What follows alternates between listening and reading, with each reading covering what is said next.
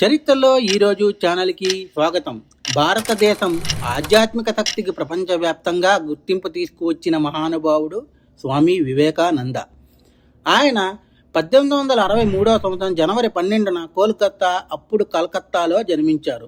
అసలు పేరు నరేంద్రనాథ దత్త. నరేంద్రనాథ్ చిన్ననాటి నుంచే బుద్ధి, ధైర్యం, ప్రశ్నించే స్వభావం కలిగిన వ్యక్తి.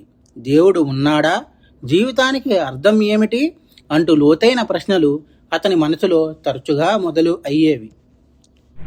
ఆత్మ అన్వేషణలో ముందుకు సాగుతున్న నరేంద్రనాథునికి శ్రీరామకృష్ణ పరమహంసను కలిశారు. అక్కడే అతని జీవితం పూర్తిగా మారిపోయింది. రామకృష్ణ పరమహంస బోధనలు నరేంద్రనాథునికి మనసుకు పూర్తిగా మలిచాయి. ఆధ్యాత్మికత అంటే భయంతో చేసే పూజ కాదు, మానవ సేవే మాధవ సేవ అని నేర్చుకున్నారు. అక్కడి నుంచే ఆయన పేరు స్వామి వివేకానందగా మారింది. 1893 సంవత్సరంలో అమెరికాలోని చికాగో నగరంలో వరల్డ్ పార్లమెంట్ ఆఫ్ రిలీజియన్స్ సభలో స్వామి వివేకానంద చేసిన ప్రసంగం ప్రపంచాన్ని ఆశ్చర్యపరిచింది. అతను sisters and brothers of America అని పలికిన వెంటనే ప్రపంచమంతా భారతీయ సంస్కృతిని, గొప్పతనాన్ని గుర్తించింది.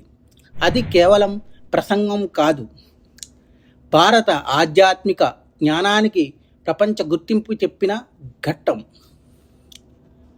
స్వామి వివేకానంద చెప్పిన అద్భుతమైన మాటలు ఏమిటంటే, లేవండి, మేల్కోండి, బలమే మన జీవితం, మీ మీద మీకే నమ్మకం ఉంచండి. ఆయన బోధనలు ఈ రోజుకి కూడా యువతకు ప్రేరణగా నిలిచాయి.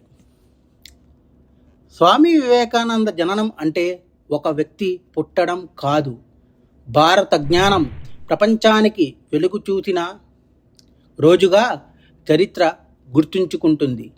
మా కంటెంట్ మీకు నచ్చినట్లయితే లైక్ చేయండి, షేర్ చేయండి, సబ్స్క్రైబ్ చేయండి. మా ఛానల్ యొక్క నోటిఫికేషన్ మీ వరకు అందాలంటే కింద కనబడుతున్న బెల్ ఐకాన్ని ట్యాప్ చేయండి. Thank you.